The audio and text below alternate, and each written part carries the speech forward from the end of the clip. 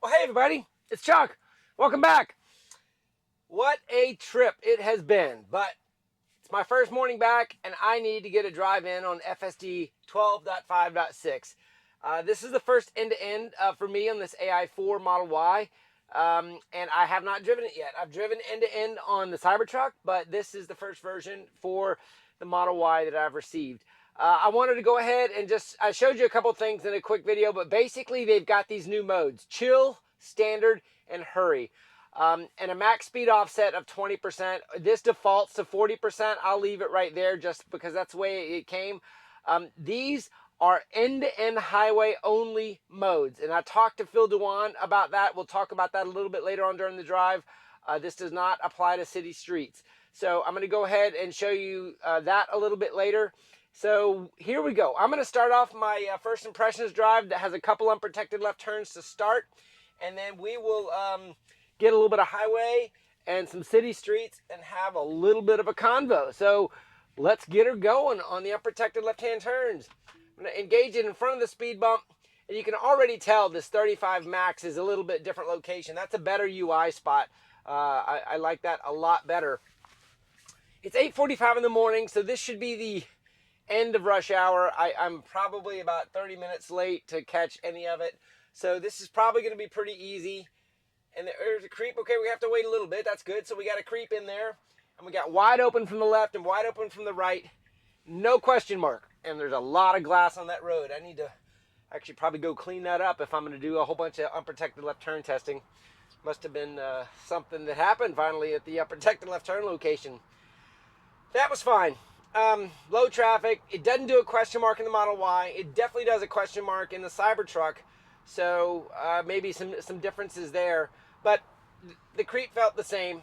No differences. Let me knock out one more unprotected left-hand turn for you, and then we'll get you going. Okay, here we are, round two. I wanted to kind of get her started. We just had a person right in front of us do an unprotected left-hand turn with a couple folks doing a U-turn. There's our full NHTSA stop and our creep. Let's see what we got here. Okay, we got a little bit of traffic and a medium gap. It should proceed no problem right now. Perfect. No question mark again. A car in the far right lane doesn't need to wait. It took the closest left lane. That was perfect. No issues there. So I'm going to go ahead and program the U-turn.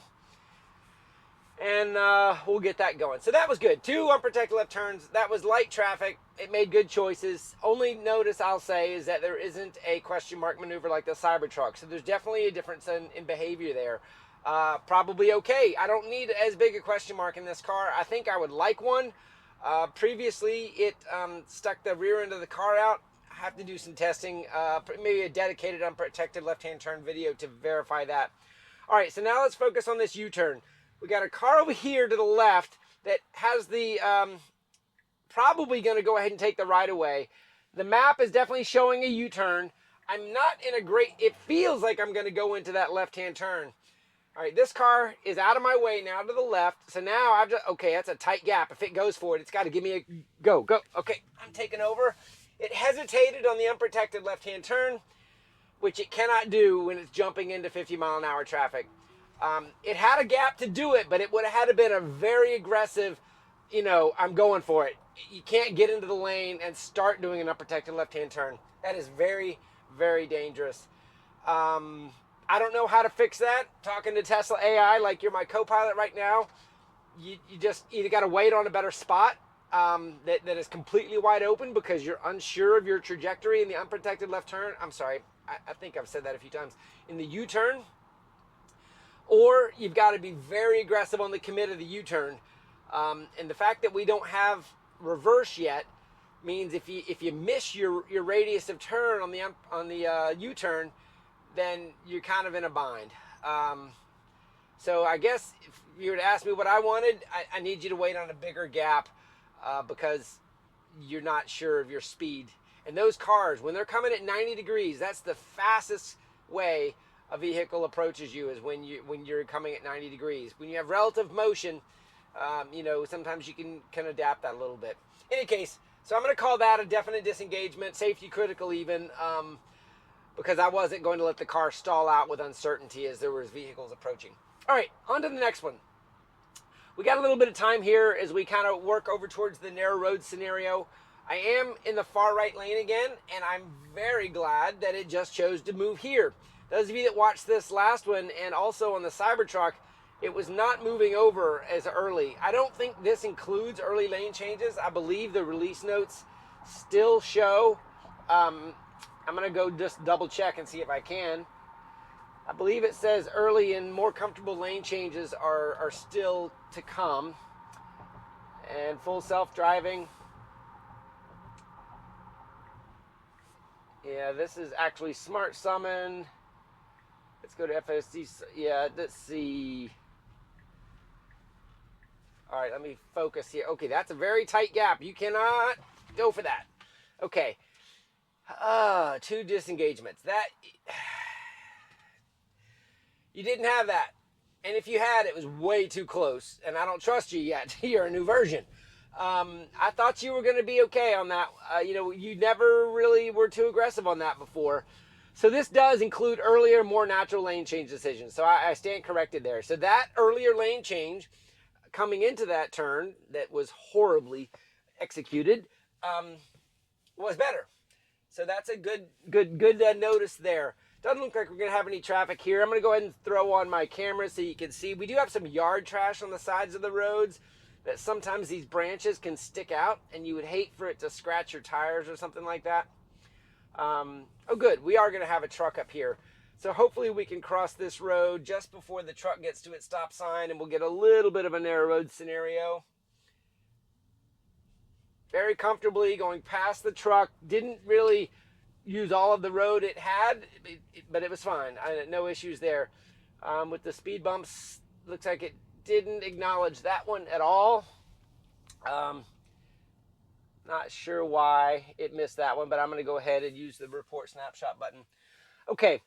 I just got back from a outstanding trip to the West Coast. And obviously, as most of you know, I got invited with many others to the We Robot event, which was about releasing the Cybercab, now the Robo Van, and also a lot of demonstrations of Optimus. It was a great week, and like I've said in a couple posts, my primary reason to going to these events is to meet those young Tesla engineers that are working on this problem. It's so great to meet each of you that came up and said hi. Thank you for that. Some of you made sure to take extra special care of me while I was there, meaning like helping me get into the Cybercab definitely, rather than riding in a Model Y. I did ride the Model Y also, but it was my main objective to get in the Cybercab. All right, I'm just going to talk a little bit about this turn here. We do have the suicide lane, a little bit blocked from the right because of the way. Ooh, don't go there. Don't go. Okay, a small gap here if you commit. Okay, good. It waited there. And now it's clear from the left, but is it going to wait for the right? Is it going to wait for the right? No, you got to commit. Okay. I'm not going to complain about that too much because it worked, but it felt like it went into the road before the commit. It was starting to creep out into the road. It worked, but there was cars that were rapidly starting to approach as the gap from the right opened up. It worked because it was able to do the full commit before that car approaching from the left got to me. But had something else happened and it needed to wait, your creep took you out too far. This is the benefit, and this is the bad part of having to use creep to get visibility, is you have to put the car into harm's way a little bit in order to get the best visibility that you need to make your decisions. That's why I've been harping on this B-pillar location for so long. It's just, it's an inferior way to get perspective to the fastest approaching traffic because you have to creep out uncomfortably. I know there's scenarios where you can see, but it's not superhuman in my mind.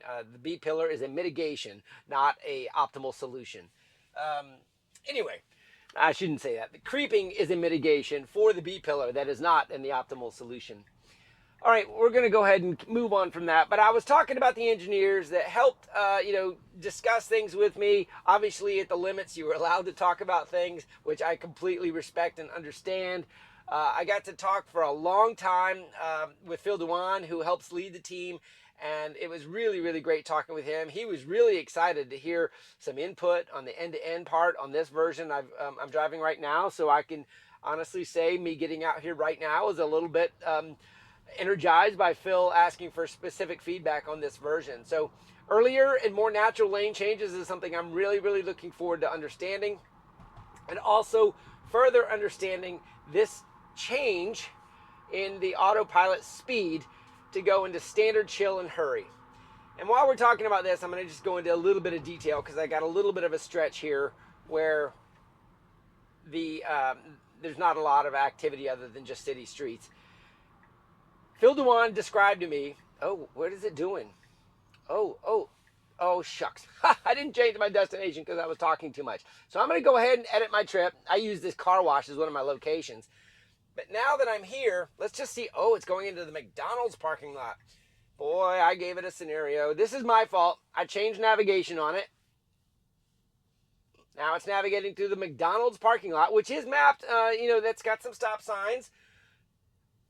What an accidental, fun little trip here. And now it's got to get out of this McDonald's parking lot, and it's got to go to that stop sign over there. It's got to get there perfectly. Now, this worked really, really well, I think, because of the decent mapping it had. And now it's just going to basically do a unprotected left turn to unprotected right turn. And it waited just fine. And now we're going to go out and to the right. Hey, that was great. So that was I cannot believe that accidentally just happened, and it was almost better than what I had planned. I accidentally went into a parking lot. It had to navigate its way out with a very quick reroute, and you can see how it mapped that right there. That is pretty precise parking lot navigation for inside of a McDonald's lot. That wasn't done with vision only. If you saw that steering wheel, pay attention. It's because I was focusing down on the screen, and it just kind of busted me there. Okay, nice job on that, Tesla. That was really, really good. I don't know how that worked out so well. I'm going to give the planner a little bit of credit there because I think that helped the vision system get into a good position to succeed. All right, back to these modes. So Phil Dewan told me that these modes inside of the autopilot settings, chill, standard, and hurry, are only working in end-to-end right now. These are not city street settings. So these are not like acceleration profiles, like, use everything, like a performance or, a chill kind of acceleration curve. These are end-to-end highway. How fast do you want to go? And he described this chill mode as basically the old minimal lane changes. And then he described standard as, you'll make some passing and do some things like that, and you'll go around slower traffic. And he described hurry as the old assertive or aggressive lane change mode. So it basically is going to stay in the left lane and go as fast as possible. So it's probably going to camp out in the left lane. I'll try to kind of bounce a few of these across, but I do know that I think that the left-hand wheel, I'm going to press the left wheel. Is anything changing? No, nothing's changing. I did think he said that if I long press it, that's my camera. Okay. I guess I can set that. Maybe it's the right wheel. Nope, that's the voice announcement. All right. He told me it was adjustable with one of the wheels. I haven't fiddled with it yet. I was fiddling with it on camera just to figure out how to do it. Nope, it's not moving it. Maybe it needs to be on the highway. Maybe I'm trying it here in the city streets tax, and that's the difference. The only other thing that really changed is the this auto max speed offset. And what he did very clearly say is this is not the version 11, set your speed and it goes the speed. The automatic speed selection is still done by the model. And the model, it just now has a maximum that you are setting rather than the Automax would set the max speed. So it really doesn't solve what most of you are complaining about, is that if I want to go 85, I want to be able to scroll up to 85 and the car goes 85. That functionality is currently not in the end-to-end highway stack.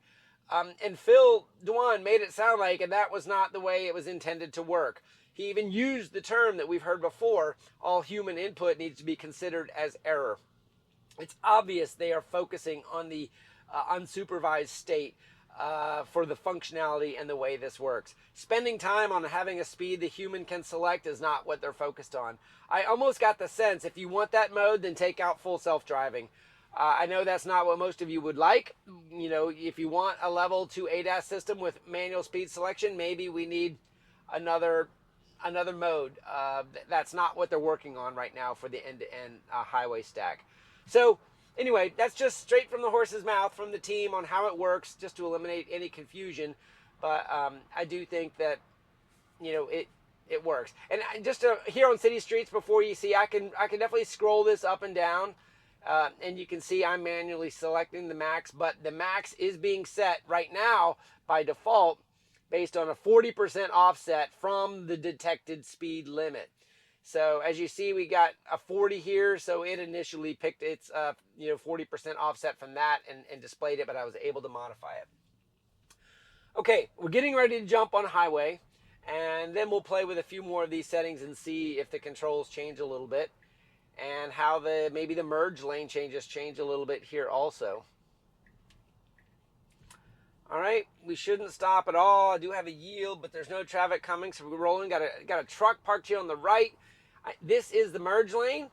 Oh, look, and definitely got over earlier that time. So that is, once again, earlier and more natural lane changes. I definitely noticed it again there. So it used to kind of go towards the end, and now didn't work its way over. And as we jump on the highway here, the left lane is open. It should use the blinker. Nice. And look, that screen just came up. Okay, so it is an end-to-end highway stack mode. So roll up or down to adjust max speed. Press left or right to adjust the driving profile. So honestly, that little alert is the new decision. You can see it's even showing the standard up here, an 85 max. So I'm going to go ahead and use the left scroll wheel. And nope, let me go here. Okay, there, left, that was chill. Right, that's standard. Hurry, that's there. And then my speed, I'm scrolling it up and down. So the right scroll wheel, as that graphic displayed, it just went around that traffic in the median while I was talking. If you didn't see that because I didn't mention it, go back and look a little bit. There was a car over in the median that was well clear, and it gave room, much like it should be giving room for emergency vehicles. So that was really, really good. I wonder what it would have done if I'd have been boxed out, whether or not it would have slowed down or creeped over or what. But that is a really, really good safe behavior. If you see cars stopped on the side of the road to get out of that closest lane, you see trucks do that also.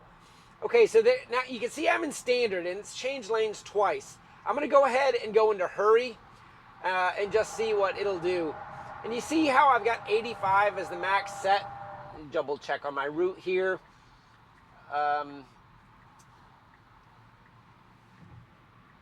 Okay, so I'm in hurry now, but we're taking an exit here at a half a mile. I'll also say I'm really loving that it's over at a half a mile versus waiting to 0.2 to get over. This lane change is a big, big improvement. I've been complaining about that for a while. I really like this UI. This is much better than it was before. I know exactly what mode I'm in. Before, you didn't really have any visibility if you were in minimal lane changes or not. Okay, expecting a right turn here. Got the blinker on. Perfect. Guys, it's really, really doing good on the highway. Now that I understand, after talking to Phil, exactly how these modes work, I can work with them. It may not be what I want. And just, see, I can't go above 85 though. Do you see how I'm scrolling up and 85 is set? If I scroll down, I'm going to show you. If I go down to 65 max, look, it immediately goes down. There's 60 max.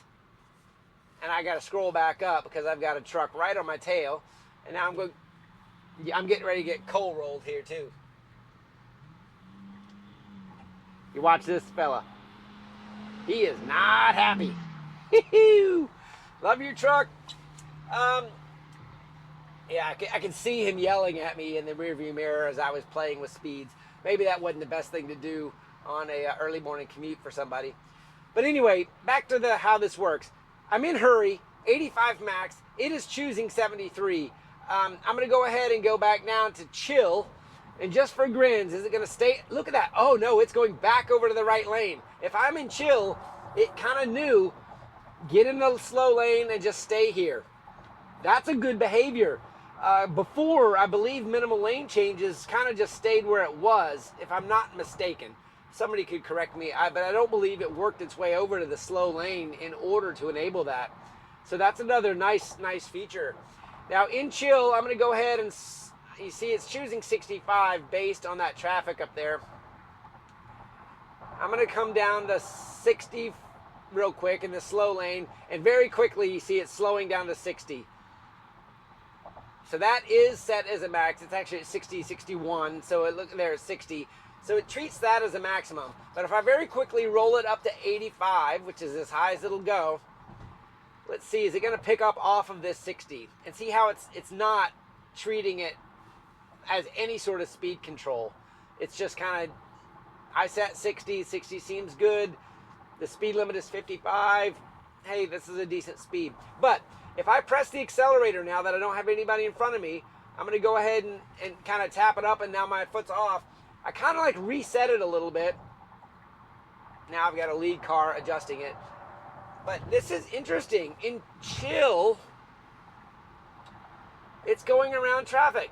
I wonder, okay, whoa, okay. You got your blinker on, and okay, you aggressively fit back in there. That was interesting. I guess I didn't expect chill to make those lane changes even as I was pressing the accelerator. I think the reason it did is because of my intervention, and I took it up to 67, even though it was in chill. Now it's back to 60, so it's chosen the new speed here based off the speed limit. We're going to need to play with this a lot if this is going to be our permanent new UI. Because that intervention definitely got it to change lanes. And that honestly could be a really good feature on highway. I got a car over here to the right that needs to merge. Is it going to give him room? It didn't really give him room, and it didn't really speed up. He had to slow down to go behind me. I would have liked it to have done a lane change. And now it's coming over into this lane. Why is it jumping out of an exit-only lane? I'm not sure. So chill. Oh, that was an unnecessary lane change. Do you see what you just did?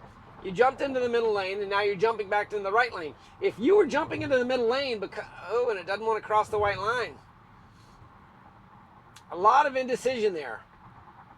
Now it's wanting to change lanes again.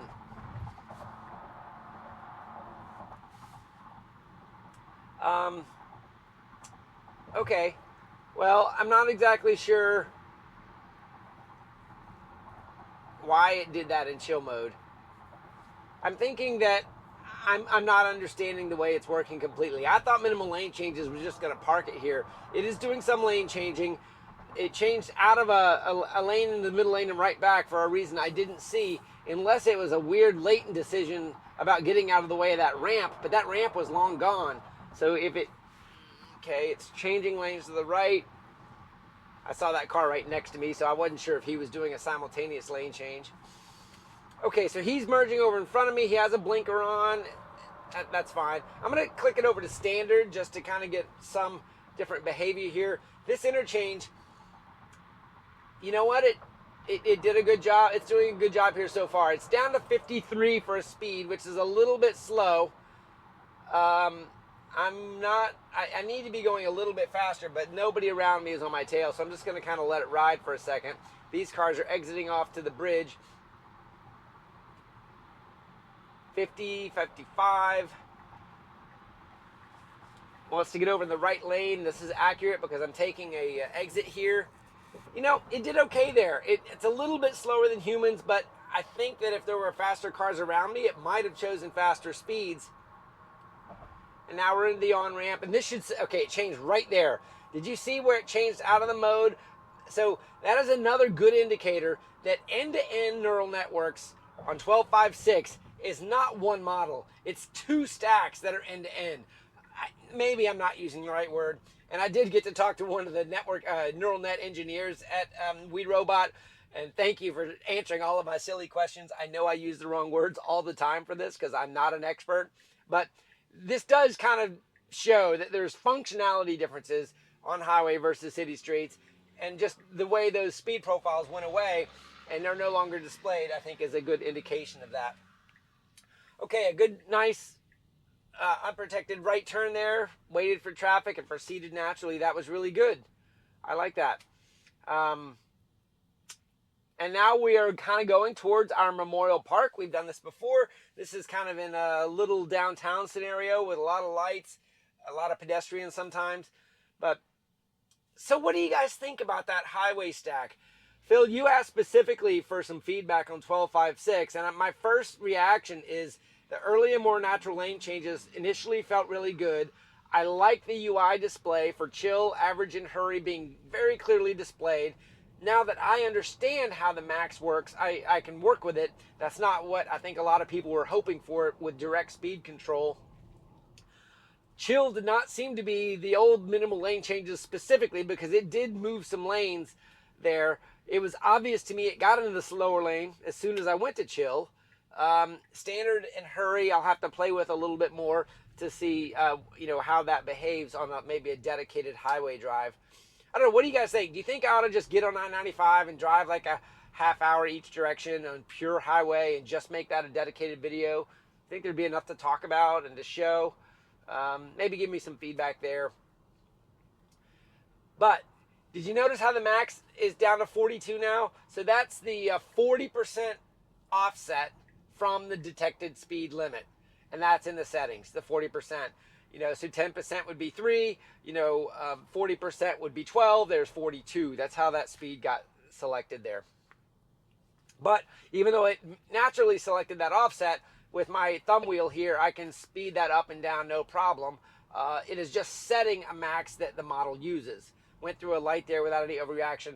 And now that I'm back here in this mode, just to show you, there is no left and right changing the hurry, standard, and chill speed profiles. That was really good. Okay, so this route looks really, really good there. Hopefully I'll be in a scenario I can show you guys another auto park, and then we will go on our way. I tell you what, these software versions, as they continue to come out, the changes are so subtle for a human to detect because it's a robot driving. Okay, we got a couple pedestrians here that make a good interaction here. It needs to wait on them. They're jogging right across. I'm in a good spot. I got my blinker on. It's waiting. Perfect interaction with those pedestrians.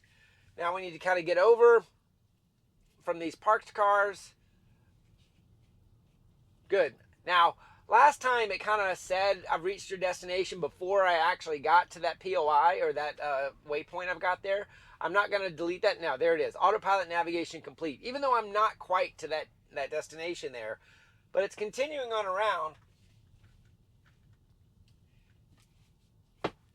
without any problem. And let's see, got a pedestrian here. It's probably just going to stop, which is okay.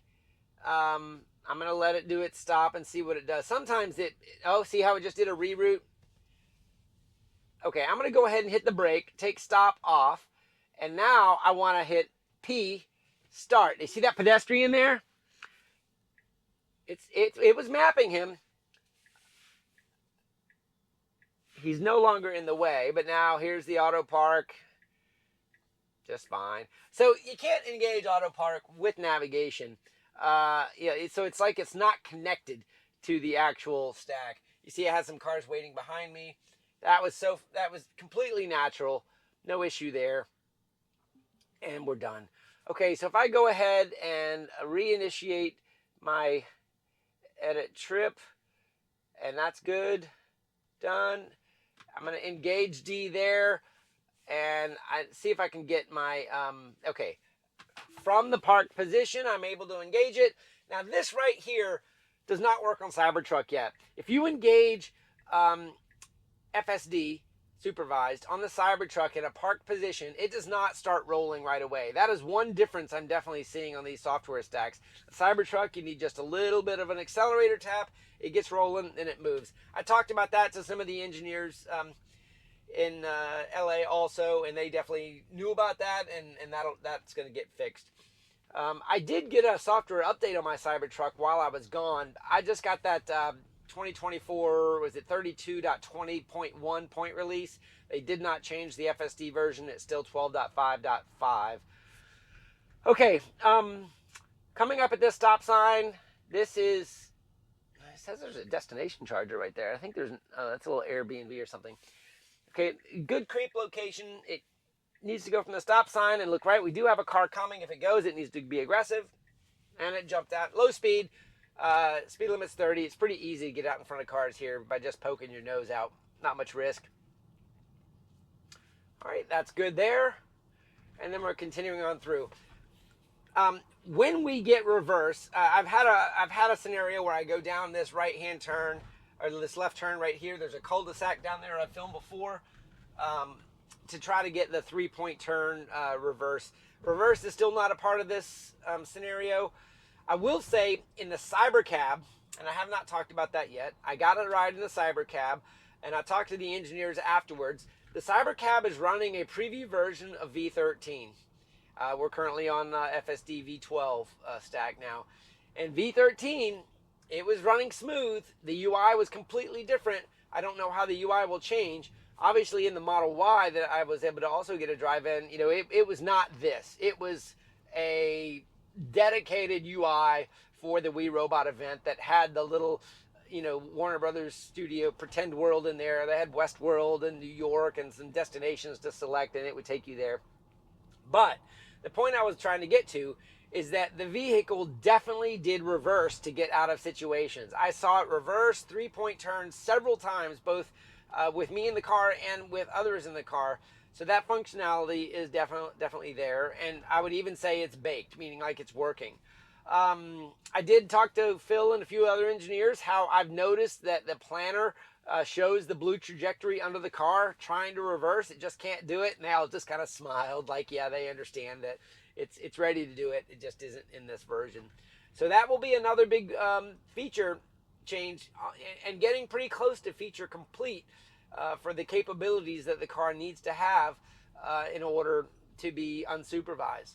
Now, that doesn't mean that it's ready to be unsupervised. It just means it can do the things it needs to do. In addition, I also think the combination of auto park, summon, and perhaps even banish, or whatever they call go park, needs to be integrated into Instack. So just like that example before, at the end of the destination, you see I had to exit the city streets. I had to initiate the auto park. Those need to be connected together to eventually get, I think, where we want to go there. A little bit of a jerk there. I don't know if you saw it. I'm going to go ahead and tag it for the team if they want to come back and look at it. It was like it was uncertain which lane it wanted to be in or that it was in once that turn kind of proceeded. It should have stayed in the right lane, and I don't know why it jerked towards the left. Okay, another good one there. Are we going to get this? It's taking us through Avondale. It normally does not select this route. This is great. So those of you that know this route, normally this S-turn way up here normally is on my route directly to Memorial Park before I started adding the highway. For the first time, it's taken us home this direction towards the FSD return route. And I wonder what changed. Flashing yellow lights. Some folks have said, why do your flashing yellows work? The only thing I can think about is these flashing yellows are just single yellow lights. They are not flashing 3 stacked lights. And those flashing yellows, it just proceeds straight through without any issue. But the speed here, once again, we're at 30. It's got 42. It's selecting 30, 28 miles an hour. So we're going a little bit below the speed limit. 2 miles an hour does not annoy me, but it's another example of how I have no control over the speed it chooses other than to lower it. So here's an example. I'll go all the way down to 20, and it's slowed to 20. See that? So if I go all the way back up to 45, and then I think I had 42, and you cannot do single increments. Oh, no, you can. There you go. So it does, when you scroll fast, it goes in 5s, but if you go very, very slow, it does individual digits.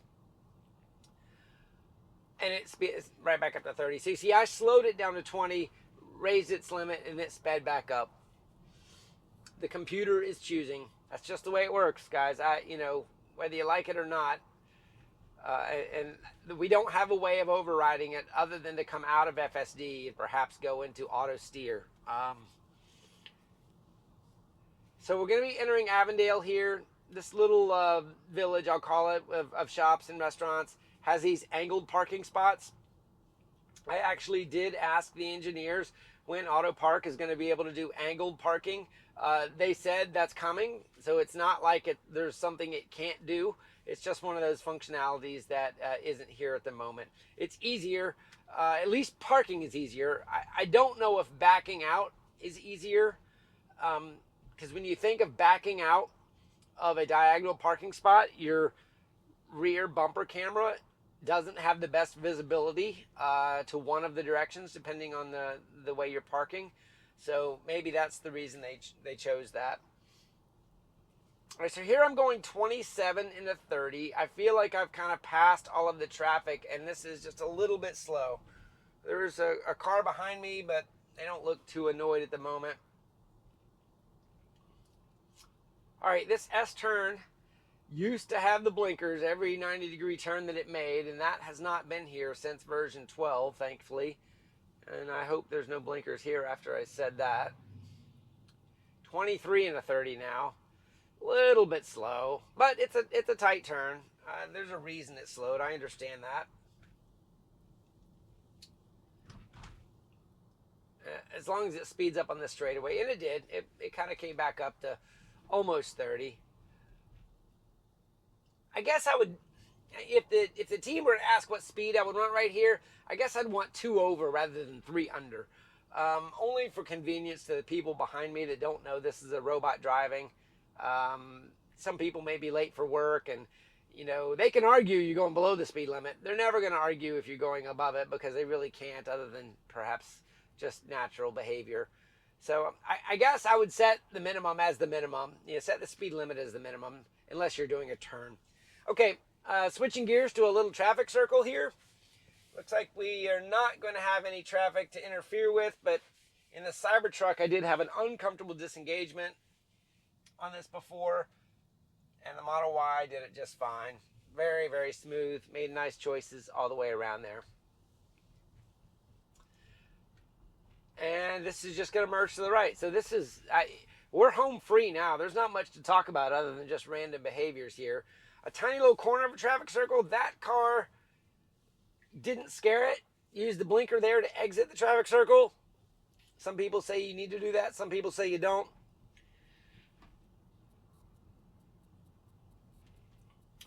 Okay, I want to start to kind of wrap this up with some thoughts. We got about 5 minutes left. And just kind of wrap up my thoughts of the We Robot event. And first of all, I don't know if there's anybody from the SpaceX team that watches these videos. Maybe you're a Tesla owner. Congratulations this week on the catch of that super heavy booster, and another amazing profile by Starship to a precision landing, and good job on the heat tiles. It did much, much better. Another huge shout out to the engineering team at SpaceX that is really knocking it out of the park also. FSD team, it was so great to meet each of you that decided to interact with me. Most of you did. I wish I'd have met every single one and memorized your names. I try to learn your names as best I can. I'm not a name genius, but I can hopefully get a face to a name. I do much, much better. This software is getting so much better, and to be able to sit into a cyber cab and be able to feel what unsupervised will be like without a steering wheel. I tell you what, the design of that cyber cab was very, very comfortable. I know there's a lot of debate over 2 seats. I'm an advocate of, a cab doesn't need more than 2 seats just based off of the average usage profile. And also, I think that car will translate to a very inexpensive vehicle, perhaps with a steering wheel, should that be something that they want to make for the market. I did not get a good look at all of the cameras, but it does look, there definitely is a bumper camera. The B-pillar cameras are even further back. And this still concerns me, only because it's not superhuman. Unless you're going to incorporate that bumper camera to look fisheye wide, and I'm not sure if you're going to be able to do that or not, the high-speed cross traffic still is what scares me the most.